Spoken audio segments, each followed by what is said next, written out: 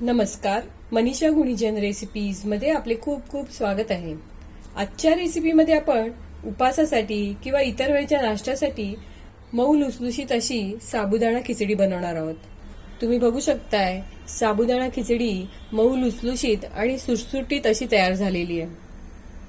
चला तर बघूया साबुदाणा खिचडी बनवण्यासाठी लागणारं साहित्य।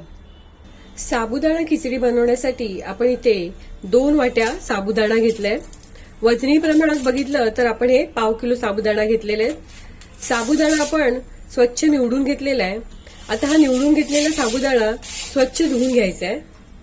साबुदाणा आपण स्वच्छ धुवून घेतलेला आहे आणि साबुदाण्यामध्ये साबुदाणा भिजेल इतपत पाणी घातलेलं आहे। आता हे धुवून घेतलेले साबुदाणा 2 तास चांगले भिजू द्यायचे। साबुदाणा खिचडी बनवण्यासाठी आपण 2 तास झाले साबुदाणा छान भिजत ठेवले होते। तुम्ही बघू शकताय साबुदाणा अगदी मऊसूद असा भिजलेला आहे बघा। साबुदाणा खिचडीमध्ये आपण बटाटा घालणार आहोत। त्यासाठी आपण इथे 2 बटाटी उकडून घेतलेली आहेत आणि ती कापून घेतलेली आहेत। खिचडी फोडणीला घालण्यासाठी आपण इथे तूप घेणार आहोत। 2 ते 3 चमचे आपण साजूक तूप घेतलेलं आहे। 6 हिरव्या मिरच्या आपण तिखटवाल्या घेतलेल्या आहेत आणि त्यामध्ये अर्धा चमचा जिरं घातलेलं आहे आणि मिक्सरला जाडसर वाटून घेतलेलं आहे। 2 चमचे आपण लिंबाचा रस घेतलेला आहे। अर्धा चमचा जिरं, 10 ते 12 कढीपत्त्याची पानं, चवीसाठी साखर आणि चवीसाठी मीठ घेतलेलं आहे। साबुदाणा खिचडीसाठी आपण 2 वाटी साबुदाणा घेतलेला। त्यासाठी आपण इथे 1.5 वाटी भाजलेला शेंगदाण्याचा कूट घेतलेला आहे। आता सर्वप्रथम भिजलेल्या साबुदाण्यामध्ये शेंगदाण्याचा कूट घालून घ्यायचा आहे। मिरची आणि जिरं आपण जे जाडसर वाटून घेतलंय ते घालून घ्यायचं। 2 चमचे लिंबाचा रस घालून घ्यायचा आहे। चवीनुसार साखर घालून घ्यायचंय। इथे मी 1.5 चमचा साखर घेतलेली आहे। चवीनुसार मीठ घालून घ्यायचंय। सर्व चांगलं एकजीव करून घ्यायचंय। सर्व चांगलं आपण एकजीव करून घेतलेलं आहे। आता आपण साबुदाणा खिचडी फोडणीला घालून घेऊया। साबुदाणा खिचडी फोडणीला देण्यासाठी आपण गॅस चालू करून गॅसवर कढई ठेवली आहे। आता कढईमध्ये आपण 3 चमचे साजूक तूप घालणार आहोत। तुपाऐवजी तुम्ही तेल घातलं तरी चालेल।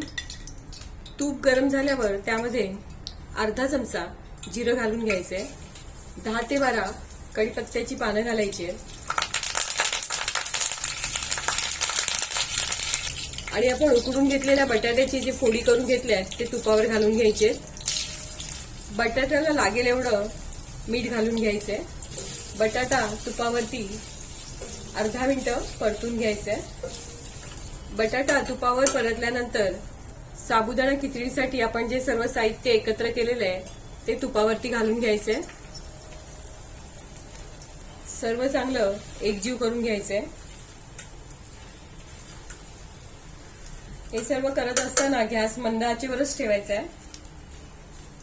सर्व चांगलं एकजीव केल्यानंतर खिचडीवर झाकण ठेवायचंय आणि एक चांगली वाफ येऊ द्यायची। खिचडीवर झाकण ठेवून 5 मिनिटं झालेली आहे। आता आपण झाकण काढूया।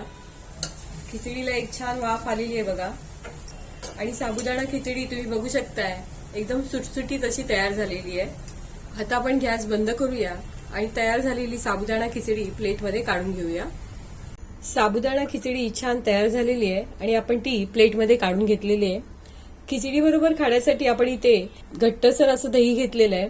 तयार करून घेतलेल्या साबुदाणा खिचडीवर तुम्ही ओलं खोबरं घालू शकताय किंवा सोललेल्या डाळिंबाचे दाणे घालू शकताय। मी इथे डाळिंबाचे दाणे घालते। आजच्या रेसिपीमध्ये आपण उपवासासाठी किंवा इतर वेळच्या नाश्त्यासाठी साबुदाणा खिचडी बनवली। ही रेसिपी तुम्हाला जर आवडली असेल तर माझ्या व्हिडिओला लाईक करा, शेअर करा आणि असेच छान छान पदार्थ बघण्यासाठी माझ्या चॅनलला सबस्क्राईब करा। धन्यवाद।